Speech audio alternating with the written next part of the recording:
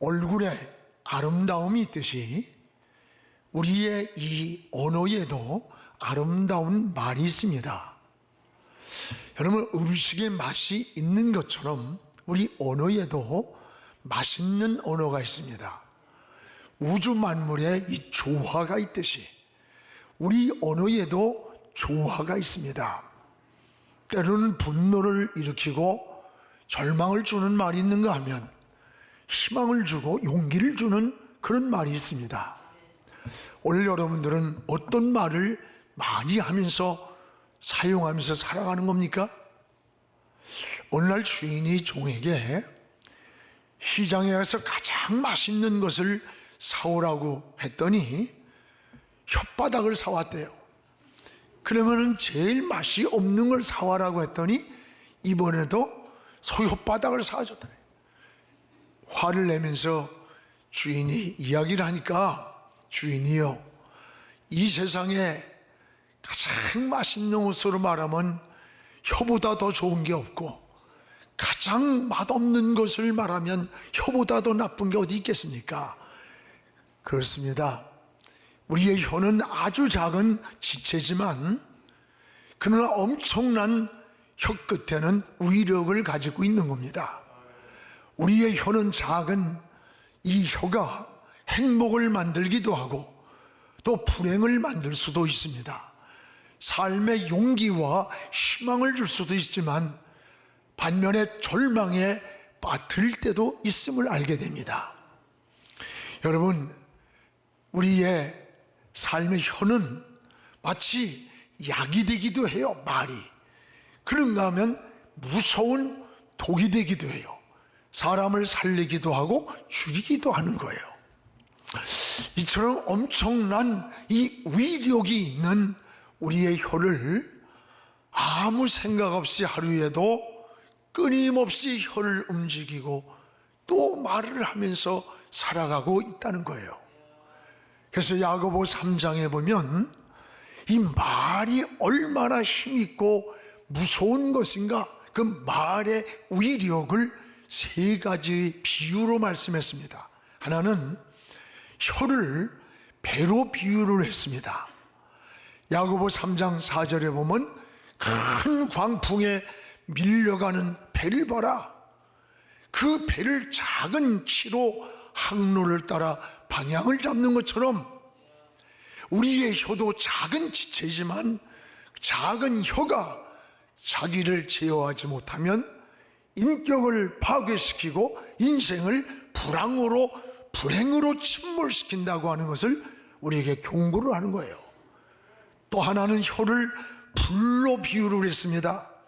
야고보 3장 5절에 6절에 보면 혀는 곧 불이요 불의의 세계라. 작은 불씨가 온 세상을 태우는 것과 같이 마치 우리의 작은 혀도 지체는 작은 지체지만 그 혀 끝에 나오는 그 힘이 온몸을 더럽히고 인생을 불사르고 망가뜨린다는 거예요. 황폐하게. 이게 우리의 혀의 힘이라고 했어요. 그리고 또 하나는 혀를 뭐라고 했느냐? 길들일 수 없는 지체라. 야고보 3장 7절 8절에 보면 새와 벌레, 바다의 생물까지 다 길들일 수 있는데 8절에 보면 유독 사람의 혀는 능히 길들일 사람이 없나니, 쉬지 않는 이 악이, 독이 이 혀 끝에서 나온다는 거예요. 맞습니다. 전에 TV를 보니까 호랑이, 사자, 이 맹수들이 어린아이들과 함께 노는 모습을 여러분 보았을 거예요. 그 사자의 목덜미를 어린아이가 끌어안고 사자 등에 타요. 그래도 사자가 물지 않고 어슬렁거리며 가는 거예요. 이게 어떻게 가능할까요? 조련사에게 무서운 맹수도 길들여졌기 때문에 그렇다는 거예요. 그런데 우리 사람의 혀는 누구도 길들일 사람이 없다. 짐승이나 벌레나 하물며 저 새들까지도 물고기까지도 길을 들일 수 있는데 사람의 혀는 길들일 수가 없다는 거예요. 여러분, 이 혀는 엄청난 위력을 갖고 있다는 걸 알아야 돼요. 그래서 이 혀를 잘 사용하면 나도 살고 다른 사람도 살려요. 반대로 잘못 사용하면 나도 망하고 남도 죽이는 무서운 독이 혀 끝에 있다는 거예요. 혀 끝에. 여러분, 생명을 살리는 좋은 혀가 되기를 주님의 이름으로 축복을 합니다. 오늘 말씀에는 이 말에 의한 경고를 지적하고 있습니다. 구원받은 이후 우리의 삶, 지난주에 변화받은 그 이후의 삶을 어떻게 살아야 되는가를 말씀하는데 그 연장선상이에요. 여기 보니까 말에 의한 경고를 지적합니다. 29절을 우리 같이 한번 읽겠습니다. 무릇 더러운 말은 너희 입 밖에도 내지 말고 오직 덕을 세우는데 소용되는 대로 선한 말을 하여 듣는 사람들에게 은혜를 끼치게 하라. 그렇습니다. 오늘 여기에 말로 인한 상처가 얼마나 큰가를 보여줍니다. 사람이 30초 동안에 내뱉는 그 말이 가슴 속에서 30년 동안 지워지지 않는 상처로 남을 때가 있다는 거예요. 손에 의한 폭력보다 말에 의한 폭력이 더 무섭습니다. 말은 칼보다 무서운 지체라는 거예요. 칼에 찔린 상처는 시간이 지나면 아물어지고 치유가 됩니다. 그러나 말에 의한 상처는 평생 동안 치료되지 못하는 아픔을 가지고 살 수 있다는 거예요. 부부간에도, 부모와 자식 간에도, 이 성도 간에도 말에 의한 상처가 가장 많다는 것을 우리가 기억해야 되는 거예요. 여러분, 바울은 이 말의 위력을 오늘 지적하고 있는 겁니다. 여기에 두 가지를 29절에 소개합니다. 성도들이 해야 할 말이 있고 하지 말아야 할 언어가 있다는 거예요. 이걸 분명하게 구별을 시켰어요. 오늘 성도가 하지 말아야 할 말은 뭘까? 29절을 우리 한번 같이 읽어보겠습니다. 29절 같이. 무릇 더러운 말은 너희 입 밖에 내지 말고 오직 덕을 세우는데 소용되는 대로 선한 말을 하여 듣는 자들에게 은혜를 끼치게 하라. 무릇 더러운 말은 너희 입 밖에 내지 말라. 구원받은 성도의 삶을 말을 조심하되 무엇보다 더러운 말을 입 밖으로 내지 말라 그랬어요. 여기서 더러운 말이 뭐냐?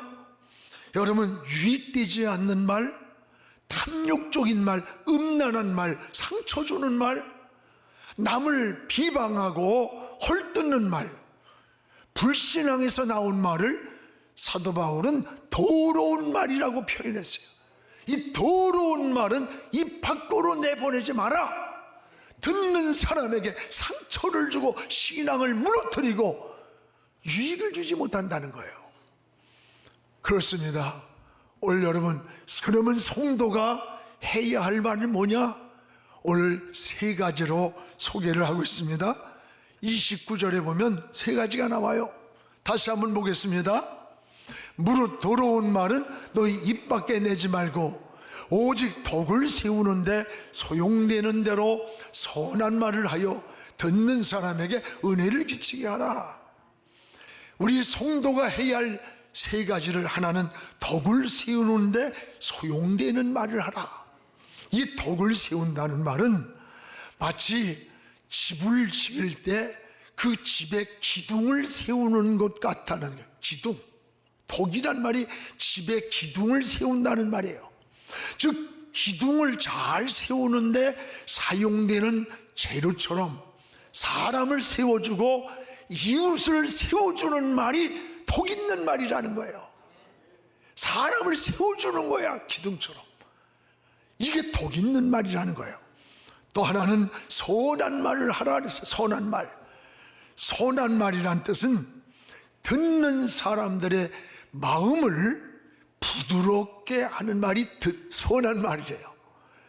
마음이 긴장되고 완악해지고 분노하고 있던 마음이 이 선한 말을 들을 때 마음이 부드러워진다는 거예요.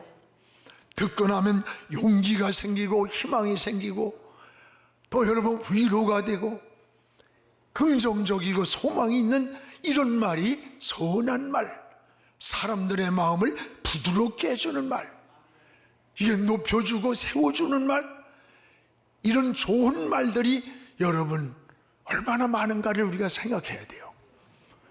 또 하나는 은혜를 끼치는 말을 하라. 은혜를 끼치는 말.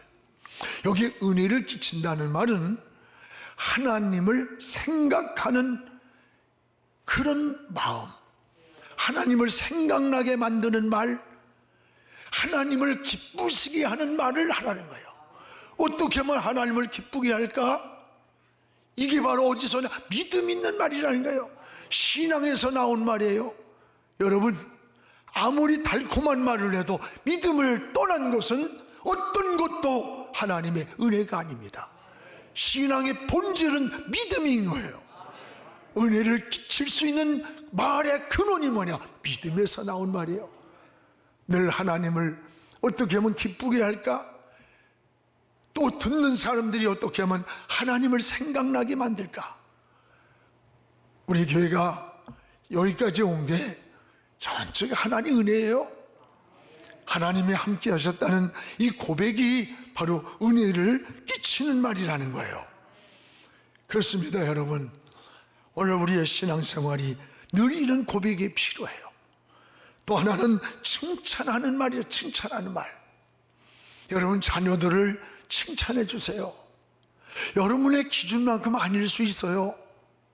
그러나 칭찬해 줄 때 고래도 칭찬하면 춤을 춘다는 말 있잖아요. 아내를 칭찬하고 남편을 칭찬하고, 아이 어른을 안 그래요. 칭찬 싫어하는 사람 누가 있어요? 여러분 교회를 칭찬하고 성도를 칭찬하고 목사를 칭찬하고, 이것이 바로 은혜를 끼치는 말이라는 것을 기억하시기를 바랍니다.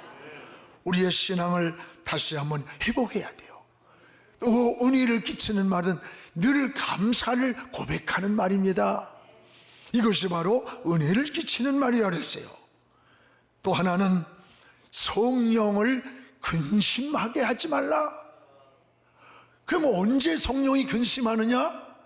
우리가 더러운 말을 할 때, 믿음을 떠난 말을 할 때, 이럴 때 성령이 우리 안에서 근심을 한다는 거예요. 근심. 오늘 여기서 30절을 우리 같이 읽겠습니다. 30절. 하나님의 성령을 근심하게 하지 말라. 그 안에서 너희가 구원의 날까지 인치심을 받았느니라. 여러분, 성령을 근심하게 한다는 말은 마치 부모가 자식을 그 부모의 마음을 자식이 근심되게 하는 것과 같은 거예요. 원래 성령은 단순히 어떤 능력을 주고 막 역사를 일으키고 감화력을 주는 것만이 은혜가 아니에요. 성령은 인격적인 분이에요. 그렇기 때문에 우리가 더럽거나 옳지 못한 말을 할 때에 성령이 근심을 한다는 거예요. 근심한다는 말은 슬퍼한다는 거예요. 우리 성령은 여러분 능력만 주는 게 아니라 기뻐도 하시고 근심도 하고 슬퍼도 하는 거예요. 원래 성령이 근심한다는 말은 자녀가 잘못했어요. 그 부모가 자녀 때문에 근심하는 것과 같이 하나님의 자녀가 잘못될 때에 성령님도 근심을 하며 탄식을 하면서 슬퍼한다는 것을 기억하시기를 바랍니다. 변화받은 그 사람의 속에는 특징이 뭔지 알아요? 영이 살아있는 거예요. 영이 깨어있는 거예요.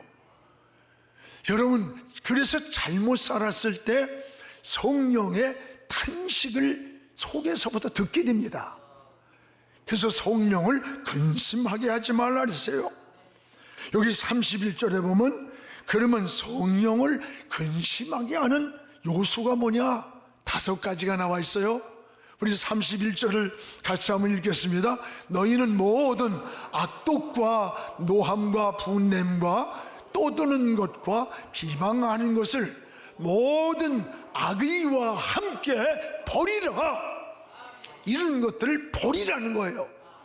이 버리라고 하는 성령을 근심케 하는 5가지 요소를 붙여요. 하나는 악독이라 해서 악독. 도끼를 품고 남을 해치려고 하는 마음을 악독이라고 그래요. 또 하나는 노함이다. 노함이란 악독에서 나온 격정적인 분노를 노함이라고 그래요.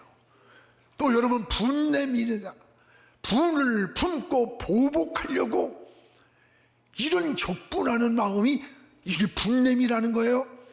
이건 3가지는 내적인, 여러분 마음에서 일어나는 내적인 문제예요. 그리고 4번째부터 5번째까지는 외적인 그런 일들이에요. 떠드는 거, 이게 떠든단 말은 분쟁을 일으키고 소란하게 하고 트러블 메이커예요. 이게 여러분 성령을 근심하게 하는 요소 중에 하나라는 거예요. 5번째는 비방하는 거. 비방이 뭐야? 악의를 마음에 품고 상대방을 넘어뜨리려고 모방을 하고 모욕을 하고, 이걸 비방이라래요. 오늘 이 5가지 지적한 것은 성령을 근심되게 하는 요소라는 거예요. 이건 악의 뿌리라는 거예요. 사도 바울은 구원받은 이후 너희들의 삶이, 변화받은 너희들의 이후의 삶은 어떻게 사느냐, 이런 악의와 함께 이런 것들을 버리라는 거예요. 은혜는 받는 것만이 아니에요. 버리는 데서부터 오히려 은혜로 채워지는 겁니다. 오늘 사랑하는 여러분, 그러면 성령이 근심하는 것을 우리가 어떻게 알 수 있느냐? 2가지 증거가 있습니다. 하나는 내적인 증거가 있어요. 우리는 이 영이 깨어있는 성도는 성령에 근심하는 것을 어떻게 하느냐? 이 마음에서 알게 돼요. 마음에서. 이상하게 누가 뭐라고 안 해도 당당하게 떳떳하게 바로 살지 못했을 때 마음이 불안해요. 평안하지 않아요. 안식이 없고 자꾸 악몽을 꿔요. 말씀이 들어오질 않고 기도줄이 잡히질 않아. 영감이 오지 않고 입에서 찬송이 끊어지는 거예요. 이건 성령이 우리 안에서 근심하고 있고 슬퍼하고 있다고 하는 내적인 증거가 마음 안에서 알게 해주는 거예요. 영이 살았기 때문에. 또 하나는 외적인 증거가 있습니다. 외적인 증거는 뭔지 알아요? 우리가 생각지 않은 문제가 자꾸 일어나는 거야. 인생의 길이 자꾸 막히고 고난이 오고 관계가 자꾸 뒤틀리는 거예요. 이럴 때 여러분, 재수가 없어서 그렇지, 운이 없어서 그렇지, 우연이겠지, 아닙니다. 성경은 새 한 마리가 떨어지는 것도 하나님의 허락이 있고, 요나가 제비를 뽑아도 요나의 손에 뽑히게 한 분이 하나님이에요. 하나님은 개인을 섭리하시고 나라를 섭리하시고 우주를 섭리하시고 하나님의 주권적인 손이 우리 곁에 있다는 거예요. 너희가 성령을 근심하게 하지 마라. 인침을 받은 너희들 예수 그리스도 안에서 하늘나라 갈 때까지 하나님의 자녀들을 향해서 말씀하고 있는 거예요. 사랑하는 여러분, 오늘 우리는 내적으로 또는 외적으로 세미하게 들려오는 성령의 탄식 소리, 성령이 근심하는 소리를 들을 수 있는 사람은 영이 살아있는 자예요. 영에 속한 사람인 거예요. 이럴 때 여러분, 우리는 어떻게 해야 됩니까? 방법을 찾고 이리저리 쏘다니고 그래서 답이 안 나와요. 하나님의 품으로 돌아가야 되는 거예요. 이런 여러분 내적인 마음에 안식이 오지 않고 삶이 자꾸 뒤틀리고 꼬이고 막힐 때는 하나님 앞에 금식도 하고 작정기도도 하시면서 이 영적 주파수를 저 하나님께로 맞춰야 되는 거예요. 이게 그래야 해답이 오는 겁니다. 그래서 성도는 어떤 방법을 찾는 게 아니라 그럴 때 하나님을 찾는 거예요. 영적인 감각이 없는 사람들은 여러분 성령의 근심 탄식 소리를 못 들어요. 왜? 영이 죽었기 때문에. 이건 성도들이 듣는 소리예요. 성령이 근심하는 것을 안다는 것은 영적으로 깨어있는 신앙, 하나님이 사랑하는 자라는 것을 깨닫기를 주의 이름으로 축원합니다. 뭔가 마음이 편치 않고 뭔가 불안하고 뭔가 인생이 자꾸 막히는 것을 무엇인가 느껴질 때에 하나님이 나를 사랑하고 인침받은 내 자녀, 나는 하나님 자녀야, 나는 영이 깨어있어서 하나님 주는 이 사인을 받는 거예요. 사인, 성령이 나의 마음을 터치하는 것을 아는 거예요. 그때 무릎을 꿇어야 돼요. 하나님을 바라보고 하나님을 찾는 거예요. 이게 믿음의 사람의 삶인 거예요. 영의 사람의 삶이라는 것을 기억하시기를 축원합니다. 또 하나는 여기 보면 서로 용서하며 사는 것이다. 서로 용서하며 사는 것이다. 우리 32절을 같이 한번 읽어보겠습니다. 서로 친절하게 하며 불쌍히 여기며 서로 용서하기를 하나님이 그리스도 안에서 너희를 용서하심 같이 하라. 오늘 이 말씀 속에서 서로라는 말을 주목하세요. 여러 번 서로라는 말씀을 합니다. 서로 친절하라, 서로 불쌍히 여겨라, 서로 용서하라. 오늘 여러분, 이 서로라는 말은 하나님과의 관계가 아니에요. 오늘 사람과의 관계를 말하는 거예요. 사람과의 관계가 뒤틀리고 사람과의 관계가 막히고 사람과의 관계가, 이것이 여러분 원수를 맺고 나면 하나님과의 관계는 자연적 막혀 있다는 거예요. 그래서 오늘 사도 바울은 은혜 받은 너희들, 변화 받은 너희들, 서로 친절하고 서로 불쌍히 여기고 서로 용서하라. 하나님이 그리스도 안에서 너희를 용서해 준 것 같이. 사랑하는 여러분, 용서라는 것은 상대에게 굉장한 은전을 베푸는 것처럼 착각합니다. 아닙니다. 용서는 상대에게 베푸는 것 같지만 자신이 고통에서, 억압에서, 상처에서 자기가 치유받는 거예요. 자기가 자유함을 얻는 거예요. 이게 용서의 은혜인 겁니다. 오늘 여러분, 복수는 복수를 또 만들고 또 복수를 낳는 거예요. 오늘 용서를 하지 못할 때 이 세상은 얼마나 불행한가를 알아야 돼요. 미국으로 이민 온 사람이 오직 돈을 벌기 위해서 밀주업을 시작했습니다. 흑인들에게 몰래 술을 팔아서 큰 과수원을 사고 돈을 벌었어요.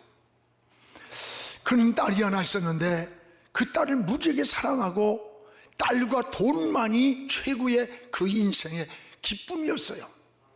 근데 어느 날 폭도들이 과수원에다가 불을 질렀어요. 그 많은 재산을 약탈해 갔어요. 그 딸의 아버지는 그때 비참하게 불길에 휩싸여서 최후를 맞았어요. 후에 그 딸은 대부호인 남자를 만나서 결혼을 하고 가정을 꾸몄습니다. 그런데 그 만난 남자가 바로 자기 아버지를 살해한 살인범이에요. 이 사실을 알았어요. 20년 동안을 자기 남편을 증오하면서 미워하면서 세월을 보내는 거예요. 어느 날 남편이 중병에 걸려서 입원을 했습니다. 남편에게 복수하려고 외도를 하고 임신을 했어요. 남편이 병상에서 간호사에게 이런 말을 듣습니다. 당신의 아내가 지금 임신 중입니다. 그런데 당신의 아이가 아닙니다. 남편은 아내를 증오하면서 권총을 꺼내서 아내의 가슴에 겨누면서 너도 그때 네 아버지처럼 불에 태워 죽였어야 하는데, 그러면서 방아쇠를 당긴 거예요. 여러분, 산자가 행복했을까? 결국 두 사람 모두가 불행으로 인생이 끝이 난 거예요. 오늘 마음의 분노라는 게, 여러분 미움이라는 게 이게 얼마나 무서운 건 줄 알아요? 우리가 마음의 분노를 계속 품고 용서하지 않을 때 이 정신세계가 황폐해지는 거예요. 이 신경질환이 걸리고 남을 증오하며 자기 인격이 망가진다는 거예요. 여러분, 불면증, 우울증, 피해 망상증 같은 이런 정신적 질환이 마음의 분노, 절망 이런 것을 많은 사람들에게 많이 일어난다는 거예요. 다른 사람과의 관계성이 이런 마음을 가진 사람은 파괴가 돼요. 오늘 진정한 용서, 이게 모든 관계를 회복한다는 것을 기억하시기를 축복합니다. 여러분, 그러면은 용서의 증거는 뭐예요? 용서는 오늘 32절 중간에 보면 서로 친절하게, 서로 불쌍하게, 서로 용서하기를, 여기 서로라는 말이 나와요. 그리고 친절이라는 말이 나와요. 불쌍이라는 말이 나와요.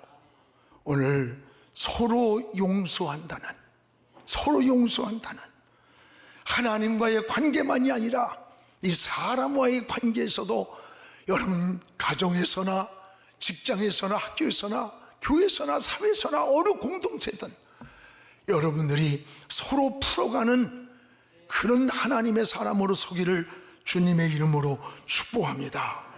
오늘 주님이 그러했습니다. 십자가에서 못 박으라고 외치는 그들을 향해서 어떻게 했어요? 그 용서는 단순하게 기억에서 쓴 기억을 지워버릴 정도의 용서가 아니에요. 여러분, 어떤 용서입니까? 하나님을 향해 저들에게 벌을 내리지 말아달라, 이 중보기도를 드리는 용서입니다. 오히려 축복을 하는 용서예요. 오늘 저도 여러분도 똑같아요. 때로는 상처나고 손해를 끼치고 힘들게 하고 억울하게 하고 왜 없겠어요? 그러나 오늘 말씀은 서로 용서하라, 서로라고 말합니다. 서로 사람을 용서하면서 이것이 변화받은 그 이후에 성숙한 신앙, 성숙한 삶이라는 것을 기억하시기를 축복합니다. 사랑하는 성도 여러분, 바울이 에베소 교회에 권면한 말의 실수들, 성령을 근심되게 하는 일들, 또 용서하지 못하는 마음이 영적으로 육적으로 얼마나 무서운 장애물에 걸려 넘어지는 것인가를 우리에게 깨닫게 해줬어요.